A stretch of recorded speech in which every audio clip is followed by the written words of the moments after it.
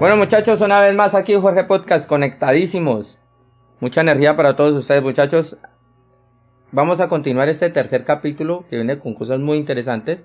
Pero antes voy a presentarles a Juan Vicente, técnico en seguridad y transporte, instructor teórico y práctico y una larga experiencia en la normatividad.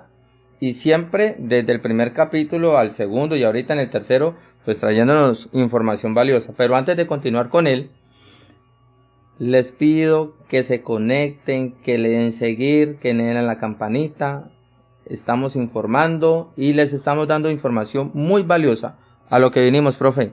Sí, señor. Con ese tercer capítulo que vienen temas muy interesantes. Sí, diría el amigo mío, lo que vinimos vamos ya el chiquito al rincón. Suéltela pues. Eche el chiquito al rincón. Bueno, la pregunta mía y la pregunta que se hacen muchos en la audiencia es: ¿qué son los entes, o no decir los entes, departamentos de apoyo al tránsito? Los departamentos de apoyo al tránsito son entidades avaladas por el Ministerio de Transporte, por el Gobierno Nacional, que van a ayudar a las secretarías de movilidad a desarrollar los deberes que ellos tienen. Por ejemplo, los centros de diagnóstico automotores. CDA. CDA, donde se hace la revisión tecnomecánica para carros y para motos. ¿Sí? Eso es un centro de apoyo al tránsito.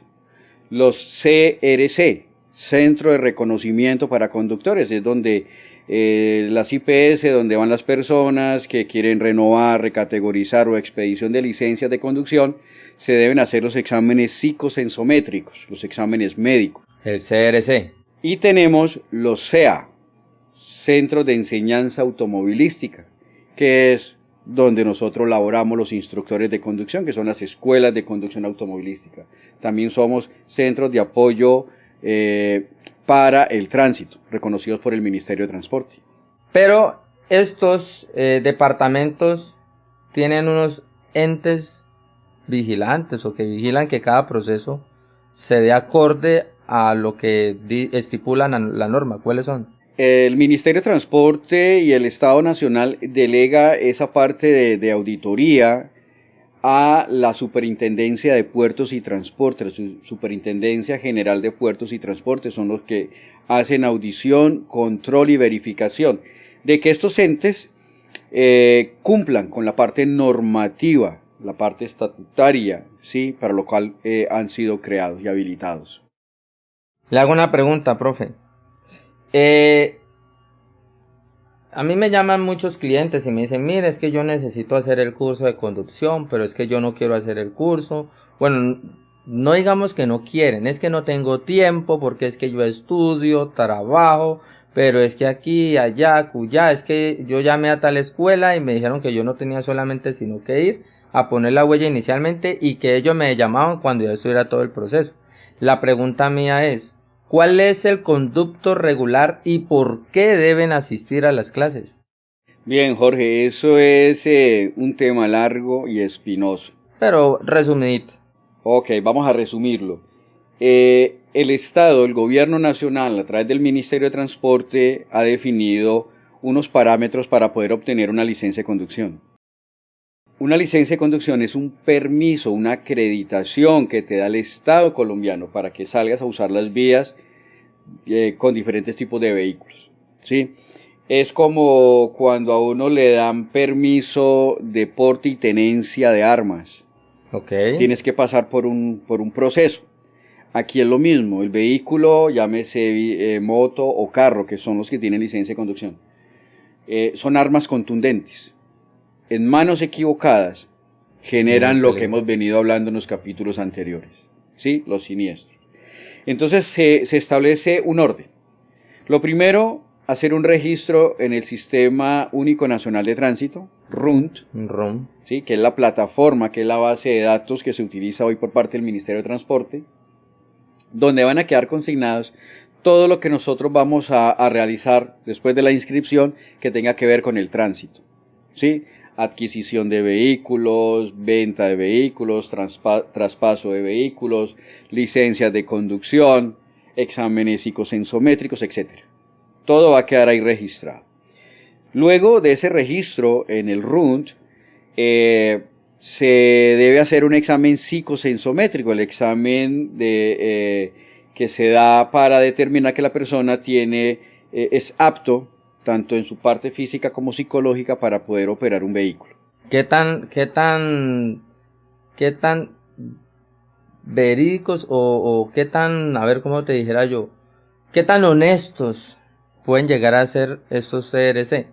Porque yo he visto unas personas, o sea, yo no sé si es que hay plática bajo la mesa, me disculparán lo que digo, pero es la cruda realidad, o es el amigo del amigo que le voy a hacer el favor y lo paso y no cuenta con las habilidades. O sea, por ejemplo, hace poco llegó una persona que tenía una discapacidad en la mano derecha para conducir motocicleta, pero la discapacidad era que tenía amputación. Amputado.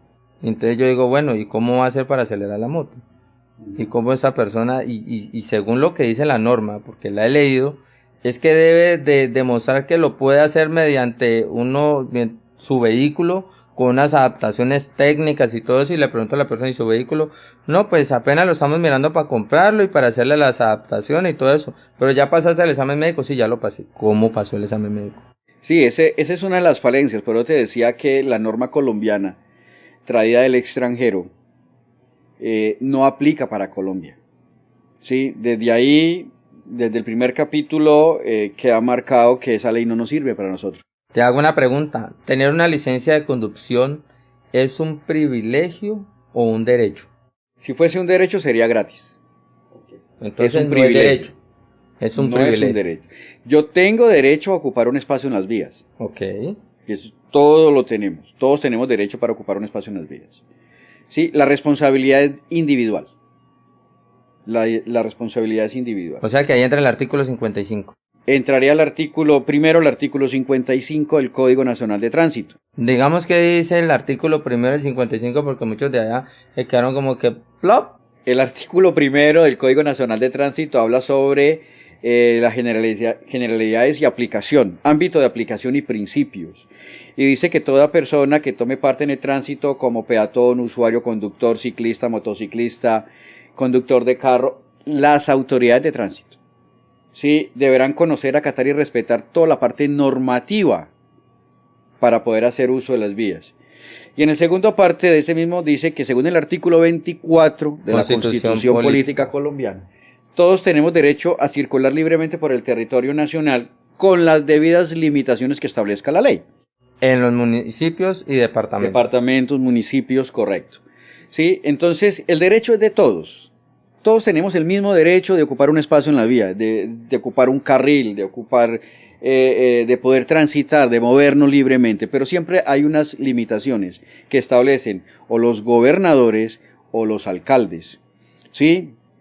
Estas limitaciones o estas restricciones no pueden ir en contra de la norma nacional. O sea, no modifican el Código Nacional de Tránsito. No. Son decretos municipales o departamentales para que a todos les quede, correcto. Les quede claro. Deben estar apegados, 1, a la Constitución Política y 2, al Código Nacional de Tránsito.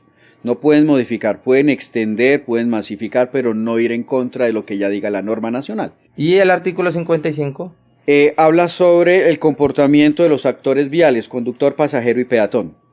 Toda persona que tome parte en el tránsito como conductor, pasajero o peatón debe comportarse en forma que no obstaculice, perjudique o ponga en riesgo a los demás.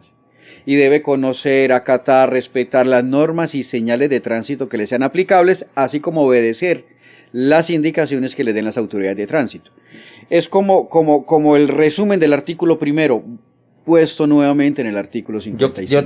Yo siempre tengo una pregunta, y es que lo he leído varias veces en el Código Nacional de Tránsito.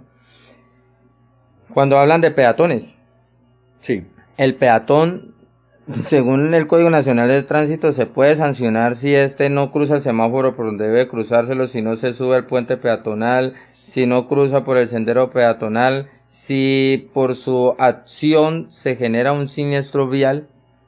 Él se hace responsable o acreedor de un comparendo, no multa, sino un comparendo. Pero yo nunca he visto ningún peatón que le ponga un comparendo, pero resulta que me pongo a ver el código de comparendos, y si sancionaran a un peatón sería como un salario mínimo diario legal vigente si no Correcto, estoy mal. correcto. ¿Sí? Entonces yo digo, ¿será que por qué no lo sancionan? O sea, si yo estoy en otro país, y lo más curioso es que cuando viajan a otros países le dicen a uno, miren, en Estados Unidos si usted se cruza el semáforo en rojo vehicular, al otro lado lo están esperando. Sí. Pero ¿por qué en Estados Unidos? ¿Por qué tenemos que esperar entonces a que esto empiece a funcionar? ¿Qué pasaría si entonces sancionan a un peatón por cometer este tipo de irregularidades? Jorge, te voy a responder en dos fases. ¿Sí? Devolvámonos al pasado. Si a nosotros nos hubiesen educado conociendo las normas, hoy no estaríamos hablando de sanciones directas contra el conductor.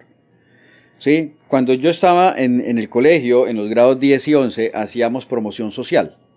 Y a mí me tocó tránsito. Yo escogí tránsito porque era lectiva. Yo escogí tránsito, entonces venían los agentes de tránsito, nos íbamos para el Parque El Amor, ahí enseguida de Centro Empresa, ¿sí? Y nos enseñaban a utilizar las vías. Bueno, profe, vamos a hacer lo siguiente. Esa respuesta es muy importante. Ok. Pero usted no sabe la importancia que tiene porque yo quiero que todos los que circulan en las vías y que están en el ejercicio de peatón entiendan realmente que listo, no se les sanciona en el momento, pero mejor dicho, estén conectados. En el 4º capítulo le vamos a terminar de dar respuesta a esta pregunta. Correcto. ¿Sí? Los invito a que estén conectados, a que nos sigan, denle a la campanita, suscribir, síganos en todas las plataformas digitales como @Jorge Podcast.